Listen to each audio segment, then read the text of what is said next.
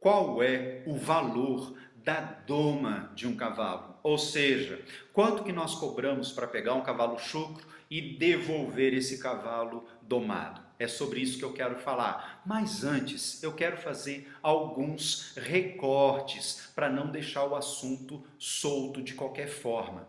A primeira coisa, eu queria conversar um pouco do por que será que é tão difícil a gente dar valor ao nosso trabalho. Eu pensei em duas coisas. Uma, a nossa categoria domador de cavalos, ela não é uma categoria regulamentada. Não existe muito bem uma legislação que ajude a colocar os nossos valores dentro de padrões. E isso leva a um problema sério, ou seja, todo mundo é domador de cavalo.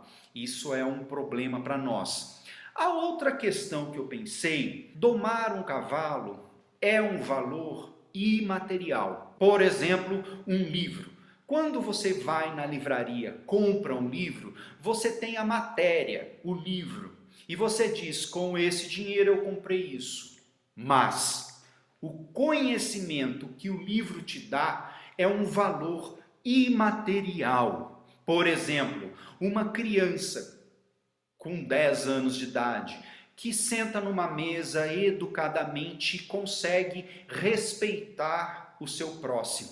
O pai pensa, nossa, que orgulho, isso é um valor imaterial. Mas ele sabe muito bem o quanto isso custou, o tempo que isso levou e como isso foi dispendioso. No caso da doma de cavalos, é muito parecido da criança que é bem educada. A doma do cavalo deve levar o cavalo a essa condição comportamental. Um cavalo respeitoso, atencioso, que goste de fazer o que ele faz, porque o domador de cavalos, ele é um professor.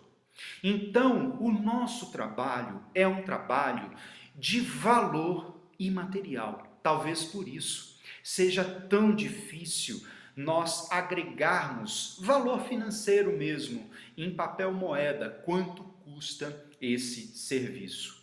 Por outro lado, ouvi dizer que o nosso país é um país que não dá valor ao valor imaterial, como professores, por exemplo, que são tão desvalorizados, como a arte, que é tão desvalorizada, como os livros, que são tão desvalorizados.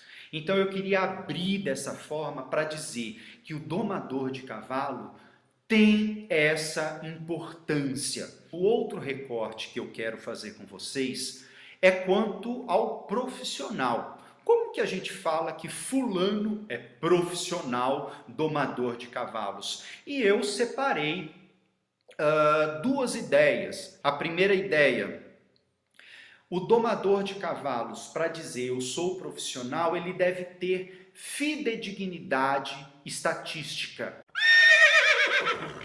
Na verdade, ele tem que ter um número, quantidade de cavalos que ele já domou. Ah, eu domei um, dois, três cavalos na fazenda do meu tio. Você não é um profissional do ramo, né? Ah, eu já domei, o meu vizinho domou o meu cavalo uma vez. Ele não é profissional do ramo. Ah, eu não tenho cavalo, eu mesmo fiz o serviço. Você não é profissional do ramo. Outra coisa para a gente nos ajudar a fazer esse recorte. O domador de cavalos é um cara que vive do que ele faz, ou seja, ele paga as contas dele, trocando o serviço dele por dinheiro. Deve haver uma troca financeira para você falar que ele é profissional do ramo. Ele não precisa pagar 100% das contas, mas parte das contas dele depende do trabalho de doma que ele faz. Ou seja, ele precisa estudar, ele precisa se preocupar, ele precisa ter um nível de profissionalismo. Isso exige desse cara ele ter pressiona esse profissional a ter uma exigência técnica. Então, eu vou fazer esse recorte. Por exemplo, o tratorista é quem doma, o cara que faz tudo também doma, o cara que leva jeito também doma. Não é bem assim. Eu vou considerar profissional do ramo o cara que tem fidedignidade estatística, que é o cara que tem uma quantidade de cavalos domados, e o cara que vive disso. Agora, vou fazer mais um recorte do cavalo, tá? Eu não vou colocar na nossa conversa o cavalo de passeio, por exemplo. Por quê? O cavalo de passeio exige um profissional também, mas tem uma diferença de exigência técnica do cavalo de esporte. Então, se a gente for colocar tudo no mesmo saco, nós podemos fazer confusão, porque cada raça, cada gênero exige um tipo de doma diferente. Cada um exige um tipo de doma diferente. Eu quero falar sobre a doma do cavalo de esporte do hipismo. Eu também não vou colocar a doma de todos os cavalos de esporte. Eu quero fazer um recorte sobre salto, adestramento CCE do hipismo. Bem, e por que motivo eu deveria pagar um profissional para domar o meu cavalo?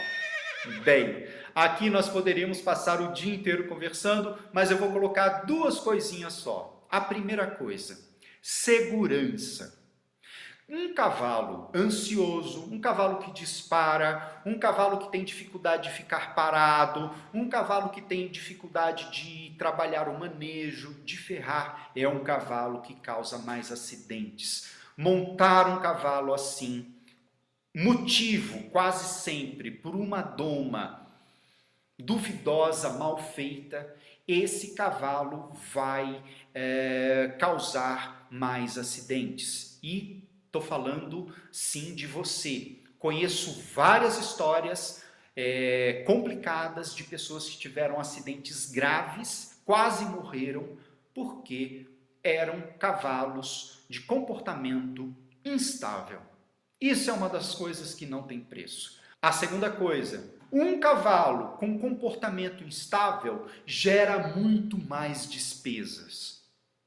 Então, além do valor imaterial, de você ter um cavalo que para você montar, um cavalo que relaxa, um cavalo que tem montabilidade, porque isso são qualidades também provenientes de uma boa doma, esse cavalo vai se acidentar menos, ele vai causar menos dano, vai quebrar menos equipamentos e você vai ter mais economia de tempo e financeiro.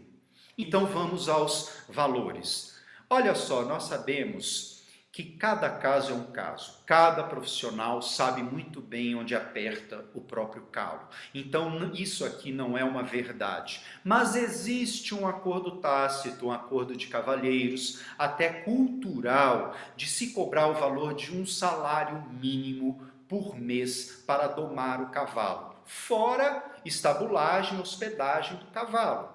Esse é o valor a ser pago pelo serviço do domador. Hoje, janeiro de 2021, esse valor é de R$ 1.100. O valor que eu cobro é de um salário mínimo e meio. Janeiro de 2021, isso é R$ 1.650 pelo meu serviço. Fora estabulagem, fora hospedagem do cavalo, no centro de treinamento que eu tenho parceria hoje, que é o Vila Jauna Dressage. Então você manda o cavalo para o Vila Jauna Dressage e me paga esse valor à parte por mês para domar o seu cavalo. E qual é o serviço que eu presto? Bem, esse serviço eu não vou contar aqui, porque daí eu vou estar dando de graça para os meus concorrentes as minhas ideias, porque cada profissional deve oferecer ao seu cliente o melhor serviço que ele considera. Mas eu vou deixar o meu WhatsApp aqui, você me chama, me liga e a gente conversa, porque cada caso é um caso, porque cada cliente exige uma coisa diferente, cada cavalo exige uma coisa diferente. E tudo isso eu levo em consideração. porque eu tenho uma lista de serviços para atender melhor o meu cliente.